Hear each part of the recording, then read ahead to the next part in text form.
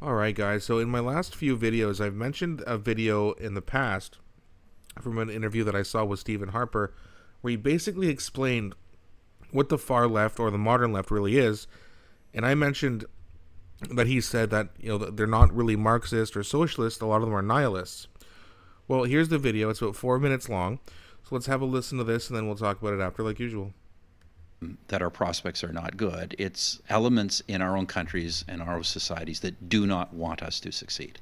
Yeah. They do not want us to succeed. They want to tear down the current system. They want to tear down. The modern left, well, called Marxist often, is not really socialist. It's nihilist. Its ethics are entirely nihilist. And it's all about ripping everything down. I could go into all the reasons why I think this is so.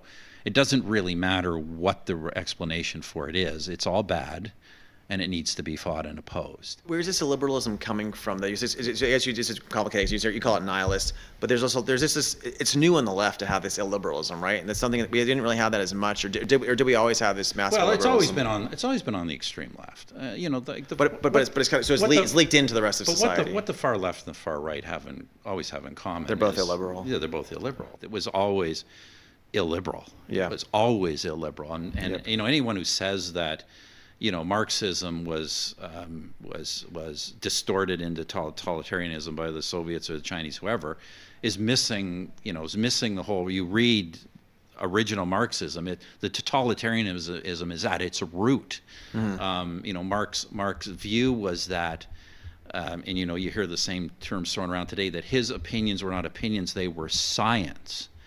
And anyone who disagreed with his thoughts on what is happening today or what will happen in the future is not merely wrong on the issue, he is going against the fundamental science of humanity. Really, so Marx would say you're going against science, and you disagree with me a lot. And therefore, because you're simply arguing against facts, then you get to the kind of Soviet mentality that all dissent is essentially a mental illness, or something that needs to be re-educated and corrected, or banned from social media. And no doubt. And this has been that crowd's philosophy, going back, by the way, before Marx, to Rousseau and others. And it's become now, since the '60s, very large in university movements and university campuses. Are we at a cultural tipping point? This is spread everywhere. Is this going to continue? Are we reaching a peak? Like, how's this going to play out? I hope it doesn't. If it plays out, our societies fail. So we have to fight it. Our societies fail. Democratic societies, democratic capitalist societies, and I think the two are inseparable, by the way. The reason we succeed over time is not because we ever quite get it right. In fact, our societies are too complicated and pluralistic to ever get it exactly right. Mm-hmm. It's that when we make mistakes, they tend to correct over time. Eventually the worst problems. There's self-correcting mechanisms where authoritarian societies don't have as many self-correcting mechanisms. No, they have the opposite. The governments double down on mistakes. Tyrants, authoritarians must double down, because the claim to an authoritarian's claim to power is that he is specially gifted and always right. As soon as an authoritarian says, "Oh, that was a real screw up," that's kind of the end of then somebody else says, "Well, I'm the guy who will never screw up, not you." This is why I think democracies will prevail, but let's be under no illusion. We will still only prevail in the end if we make better decisions than they do. What's so threatening about what I say is the kind of far woke left is that it's trying to end the democratic system. I mean, it's not just trying to pass big deficits in modern monetary theory and new education systems. It's trying to snuff out any opposition to those things. Its goal is authoritarianism. Yeah, so you stop freedom of speech, freedom of conscience, freedom of thought, freedom of property. But that will not succeed, because that authoritarianism is so obviously inferior and incompetent to the Chinese version that it cannot possibly prevail.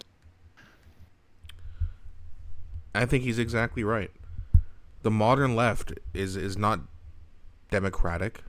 They're not for democracy. They want to tear it down and build some perfect little society that they've built up in their minds, which really isn't perfect at all.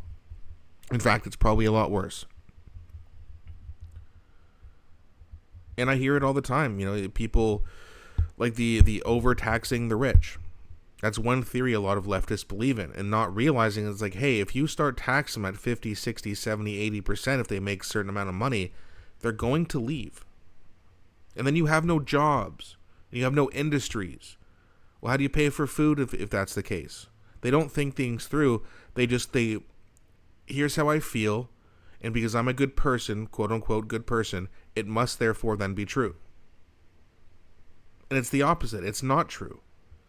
What you have to do is look at how societies thrive, take some of the bad and learn from it, but then take the good and continue to use it. But liberals, nihilists, that's not what they want to do. They want to tear it all down. Because everybody's racist, and everybody's sexist, and everyone's a bigot, and oh my god, all these misogynistic Nazis walking. That's the liberal mindset of today. These people are broken.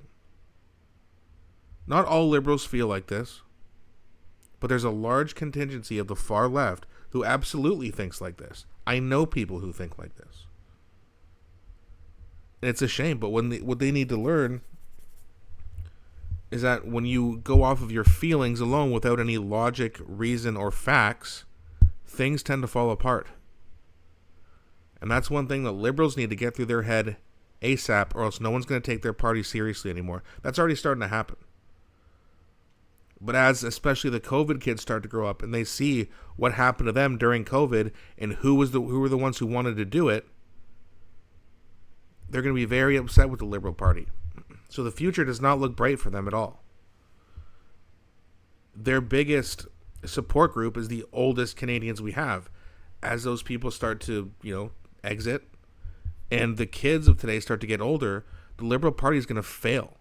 No one likes them. Why, if you were a COVID kid, Generation Alpha, why in the world would you ever vote Liberal? If you're a boomer that, has already, you've bought your house, you had your kids, you don't have to worry about the future too much, and you've just been liberal your whole life, that's more understandable than someone coming up and being liberal, because that means they have been indoctrinated. Liberals used to be fine, like, the JFK 60s, 70s, probably the 1960s liberals, fine. They weren't crazy. They may have ideas conservatives disagree with, of course, but they were reasonable and they were not nihilists like they are now. But let me know what you guys think in the comment section. Do you think that Stephen Harper's right about what he says? Please don't be shy. I really enjoy engaging with you guys. Please also don't forget to like and subscribe, as it really helps grow the channel. Thanks so much for watching, and I'll be back shortly with a new video.